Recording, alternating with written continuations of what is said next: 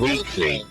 Welcome to Discovery Weekly, where we discover things weekly. We find whatever new, interesting things we can find in space, art, history, food, science, nature, whatever. It doesn't matter. We love it all. And we talk about our discoveries to each other. I'm Zach. And I'm Kirk. And I discovered something called a wearable microgrid. So engineers at UC San Diego have built clothes that will store energy from the human body. So it has three main parts. One is motion-powered devices called triboelectric generators, sweat-powered biofuel cells, and energy-storing supercapacitors. And all of these can be washed. They're all like flexible and can be screen printed into clothing. And what this is going to do is allow you to power electronics by just being active, by doing things and being alive. Okay, don't tell me any more about it. I just want to envision that it's like Black Panther's suit, right? It looks exactly like that. If you get punched, then it stores all that energy, and then your punch is that much stronger, right? That's how it works. That's how this works. Yeah, yes, gotcha. Exactly like that. Definitely like that. But essentially, they have just found a way to use every single part of like the motion that we do in a normal activities and like sweating and everything like that to like potentially power future wearables, because this is something that we've seen a lot more of these starting to be announced, and that's not even counting kind of the specifics of everything with COVID and the masks and everything like that. They're coming up with new fancy masks and things like that. But what about that dress mask we saw yesterday? I do want to mention that because that was fascinating. It was kind of so awesome, cool. Actually. It was kind of cool. It looked pretty great. Yeah, we went out to a show last night, and one of the bartenders at this place had a dress that literally, instead of like a turtleneck, it was even longer, and it had ear straps. And so you could literally take like the neck of your dress and pull it, and it was a mask. The dress was a mask. Yeah. It had a built-in mask. Honestly, it looked actually really cool. It looked pretty awesome. It could just be because she was just wearing that thing. It looked awesome. I don't know. But I told her that I didn't think I could pull it off, but yeah, I don't think I could pull off that dress either. But it was cool.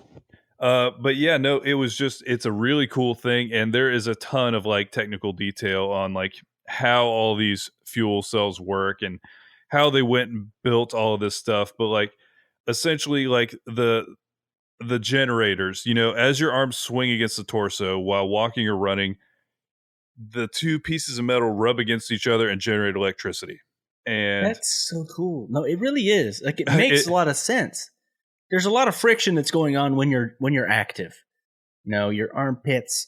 If you're riding a bike, then your legs, there's a lot of stuff going on. And they did this. And okay, so the biofuel cells, the ones that are like essentially taking, I think they're based on the sweat. What they do is continuous low voltage. The ones that are about movement are high voltage. And then you pair those two things together and you have a continuous steady voltage so that you can like power things. And with everybody looking at, because everybody's working on new like AR glasses, everybody's working on, and no one's really hit the usability of the Apple Watch, but everybody wants to. If people can get everything paired together and everything working together, then that's even better. But one of the things that's always could be an issue is charging. But what if your wearables were literally being charged by you just wearing a shirt, and that's it? No, that's super cool. That's really cool. And then essentially it goes a step further, because that's normal use, walking around, doing whatever. But what if you were able to like amp it up and when you're exercising generate more, So there's a lot of potential for this idea, and I'm sure it's getting charge your Tesla. Yeah, your workout energy. Really, what we need is just like footholes in the Tesla, like Fred Flintstone, because then you could do both. You could solar power it, you could like kinetically power it with your body, and you just look awesome doing it. That was the best part of the Flintstones, was him just pedaling his car. Super sustainable. Extremely. So one of our friends in our Discord is from Mexico, and she is from a town that's near the border called Mexicali. And she shared this video that spotlighted her area, and it was really cool. It was in Spanish, but it was a traveling YouTube video. And man, it made me want to travel so bad. Oh man, they went to all these different cool places. They went to like sand dunes. They went to these salt flats. It was just so cool. But one of the things that they highlighted specifically in this town of Mexicali was there is a rich Chinese culture in this border town. And I thought it was fascinating and I wanted to learn more. So that's my discovery this week is I want to talk about La Chinesca. La Chinesca is a neighborhood located in the Mexican city of Mexicali. The location is home to about 15,000 people of Chinese origin, historically the largest Chinese community in Mexico. The Chinese that are there now, they arrived as laborers for the Colorado River Land Company, an American enterprise which was designed and built, and they were building this long irrigation system in the Valley of Mexicali. And I love that it's the Valley of Mexicali. That sounds so cool. Some immigrants came from the United States, often fleeing anti-Chinese policies there, while others sailed directly from China. Many of these laborers who came to the irrigation system stayed on after its completion, congregating in an area of Mexicali today known as La Chinesca. During Prohibition, in the U.S., many Chinese laborers and farmers came to the town to open bars, restaurants, and hotels and cater to their American clients because it was right across the border. So it's like, oh, you can't drink over there in California? Well, you can drink here. Yeah, pretty genius. Chinesca eventually housed just about all of the city's casinos and bars, and in that YouTube video they went and they found these places, a tunnel system which connected the bordellos and opium dens to Calexico on the US side. So there was literally tunnels that connected the US to China. To China. Yes, there was a long tunnel from the US to China. No, from the US to Mexicali. And there was all of these like illegal casinos, obviously these speakeasies, which they weren't speakeasies on this side or in Mexico, but quick access. There's all these like crazy tunnel systems for bootleggers to be able to have the supply route into the U.S. It was just this crazy story. In the 1920s, Mexicali's Chinese population outnumbered the Mexicans 10,000 to 700. That is ridiculous. I had no clue. But there's a little bit of a dark turn. Mexican alarm over the Chinese organized crime led to the government encouragement of Movimiento Anti-Chino. In the 1920s, a wave of anti-immigrant sentiment that swept the country and led to the torture and murder of hundreds of Chinese in northern Mexico. However, the Chinese in this city were numerous enough and politically strong enough to protect themselves. So it's just no country is perfect. There's always that. Always accurate. Yeah. This is my favorite thing, and this is the reason that I want to go very bad.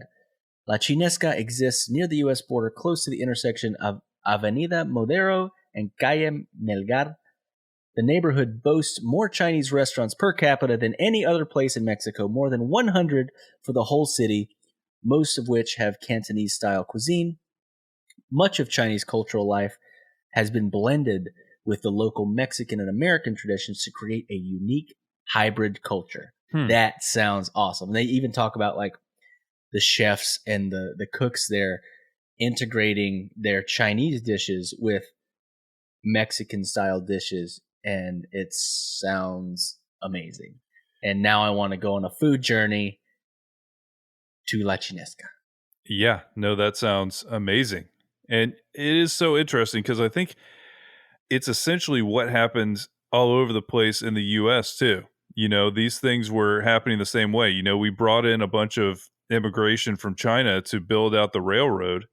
And then that's the places that now are like Chinatown in California and things like that. So it's really interesting to see how that plays out and then how much of a role in the culture they end up playing.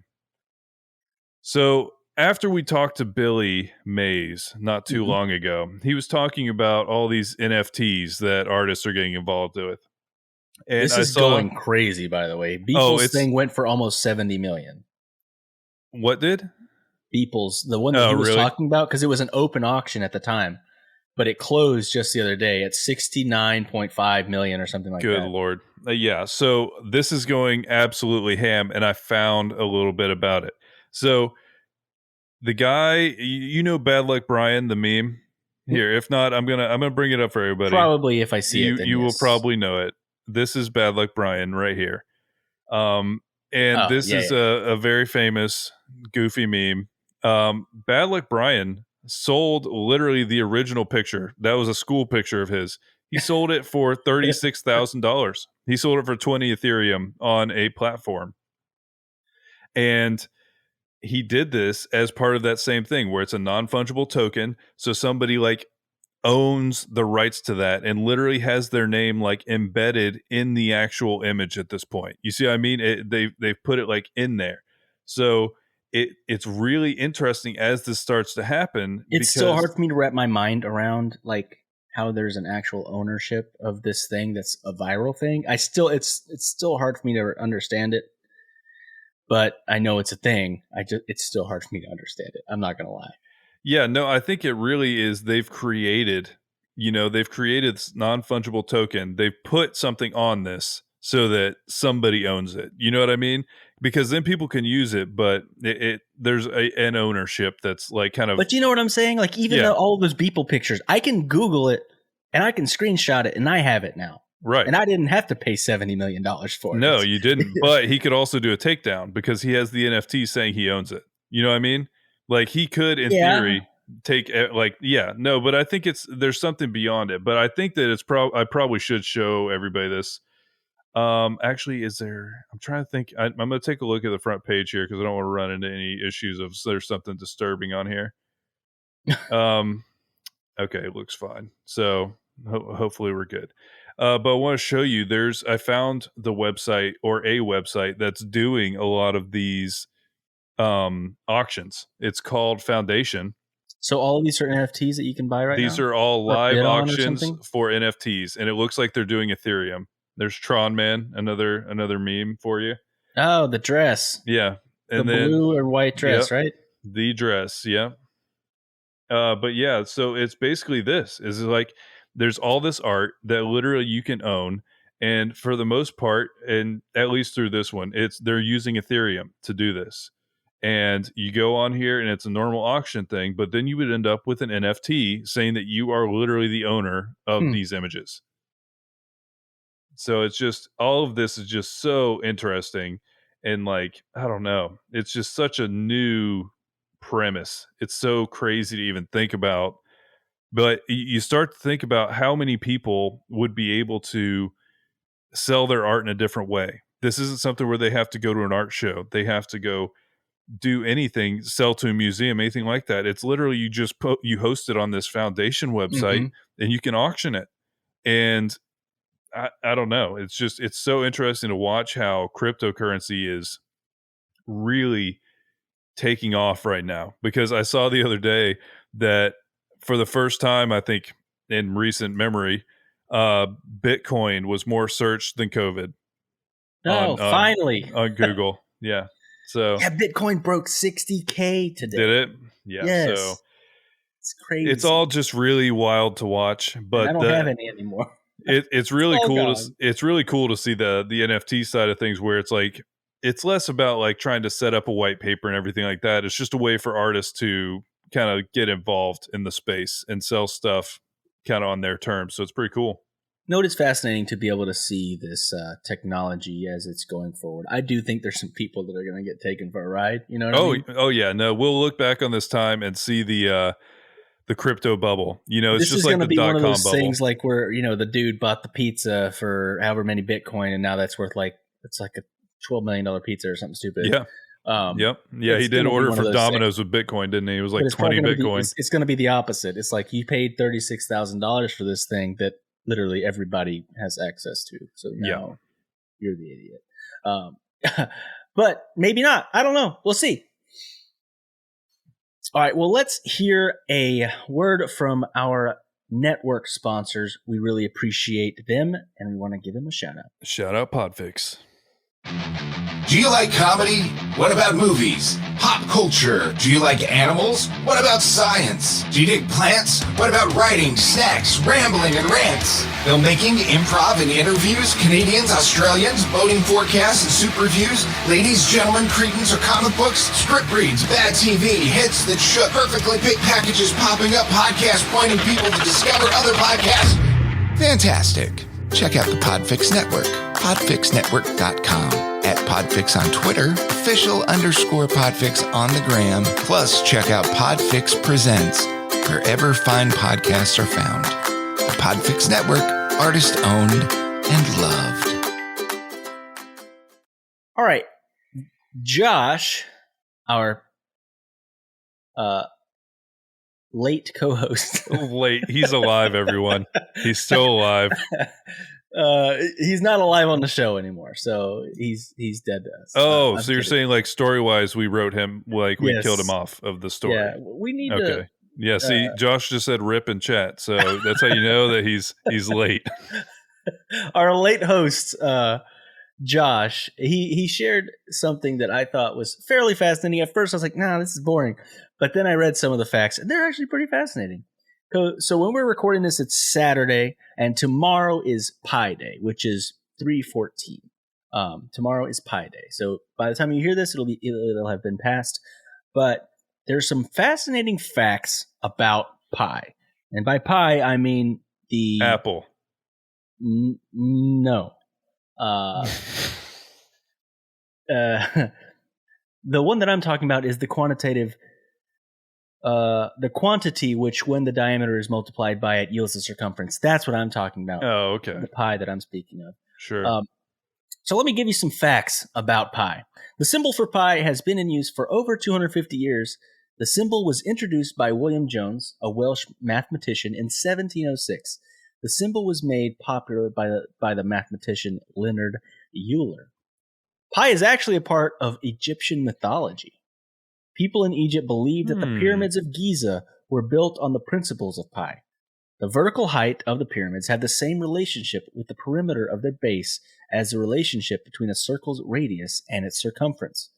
The pyramids are phenomenal structures and are one of the 7 wonders of the world.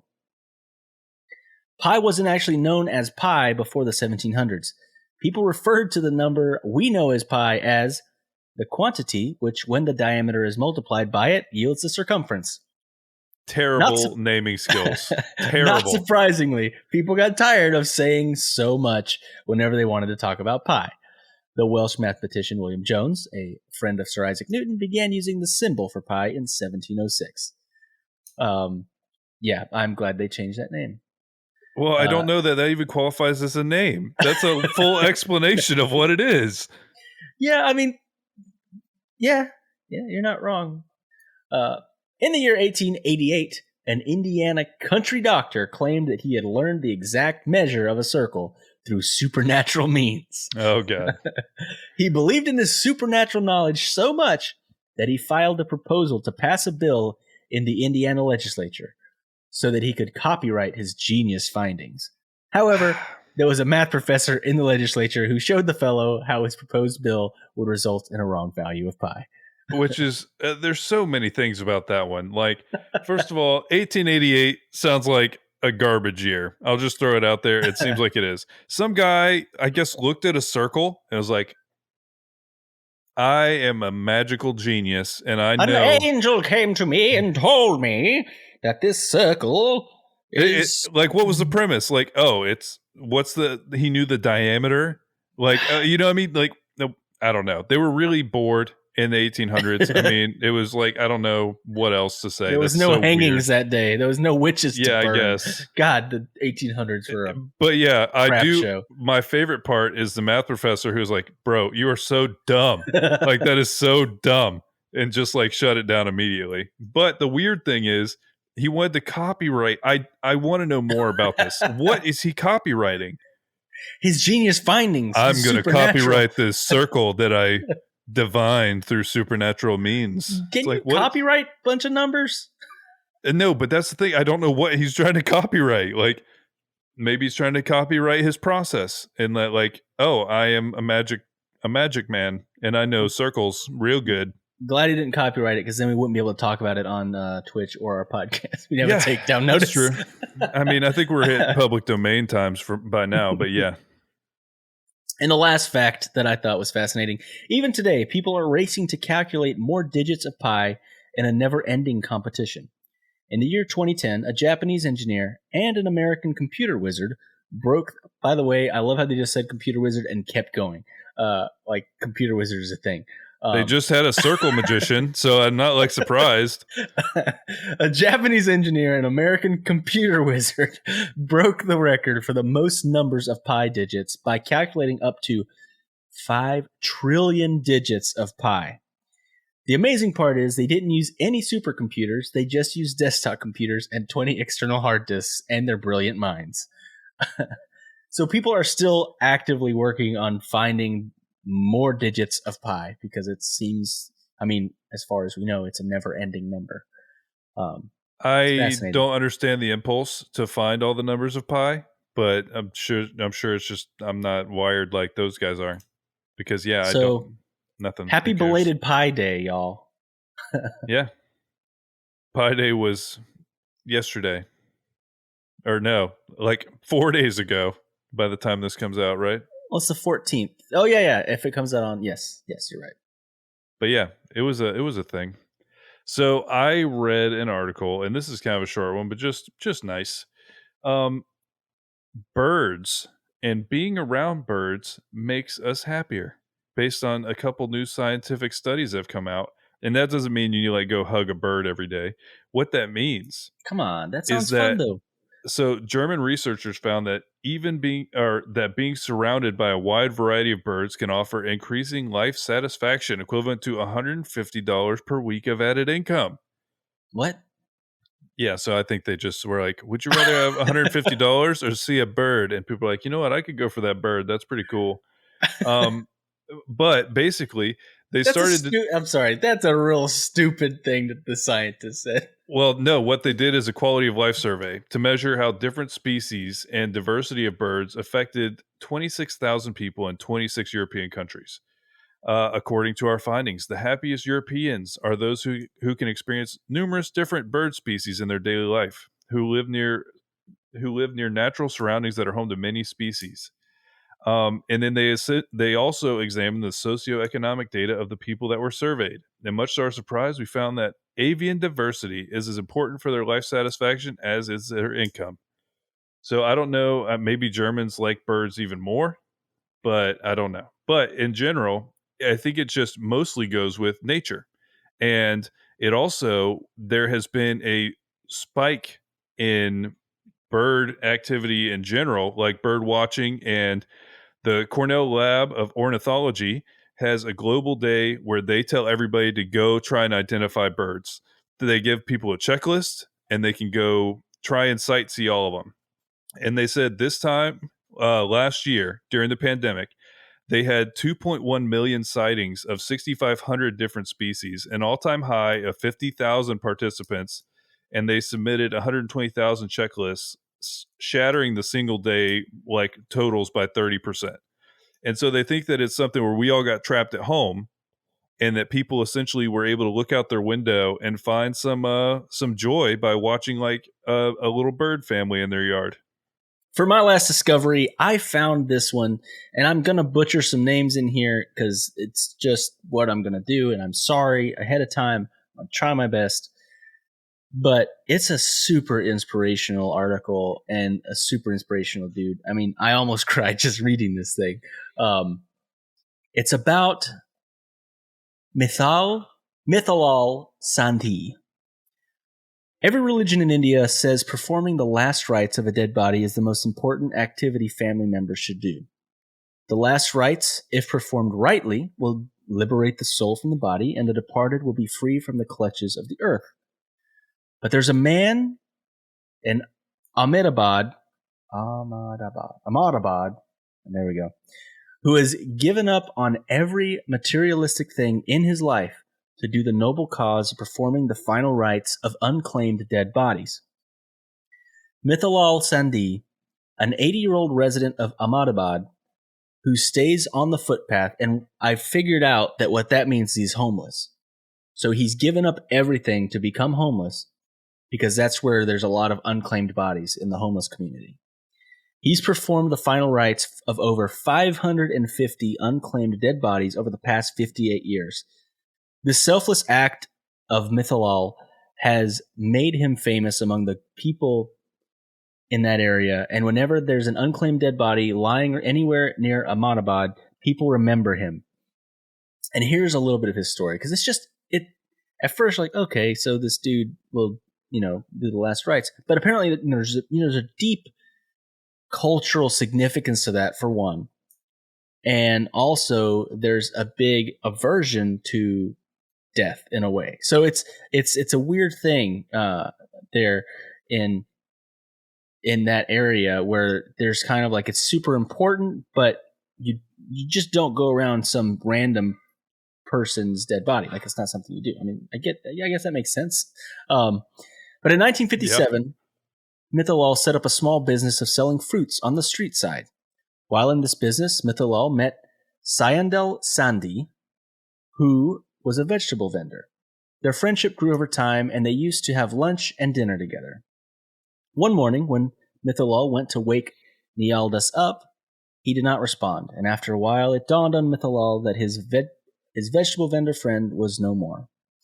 He reported this to the main vegetable vendor and asked him to perform the final rites for Nialdas.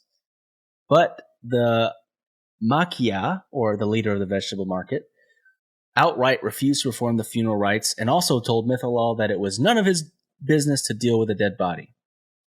As Mithalal knew that Nialdas had, I think I've said his name different every single time, had no family or friends except him to count on, Mithalal took the responsibility on himself to perform the final rites of his friend.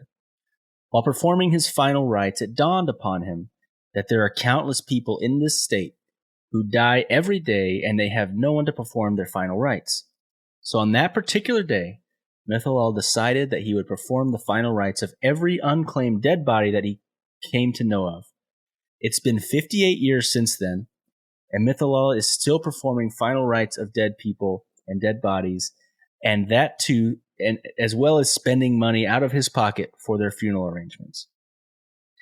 Mithalal has now given farewell to over 550 dead bodies, and the most important thing is he performs the final rites as per the religious custom of the dead person, which I think that's fascinating.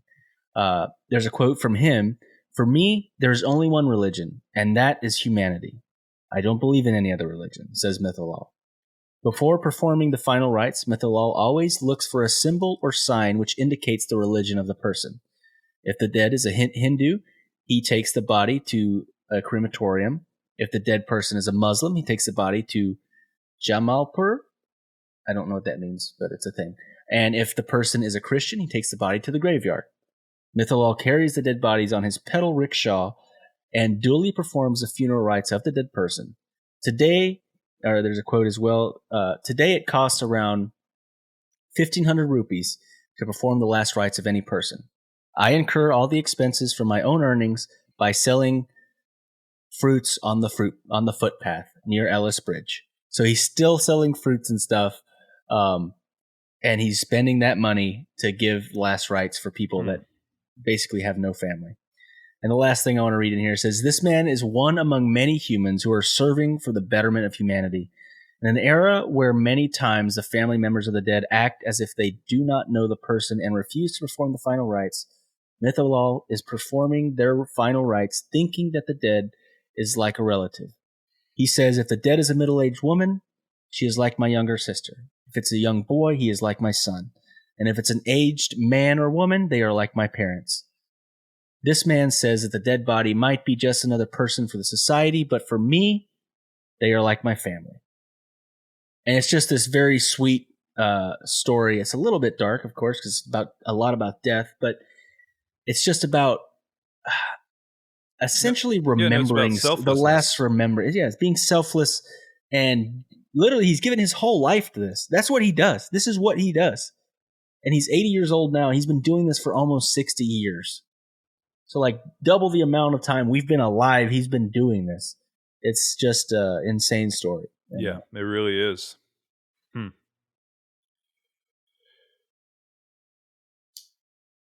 But yeah, guys, thank you so much for listening to this week's episode of Discovery Weekly. We really appreciate it. Don't forget to reach out to us if you've got a discovery. You can call us on the hotline. You can send us a tweet. You can say something to the Discovery Club on Facebook, wherever you can find us. So we would love to hear about the things that you've discovered. Absolutely. And we will talk to you next week. Thanks. Bye, guys. This was a podcast from the Podfix Network.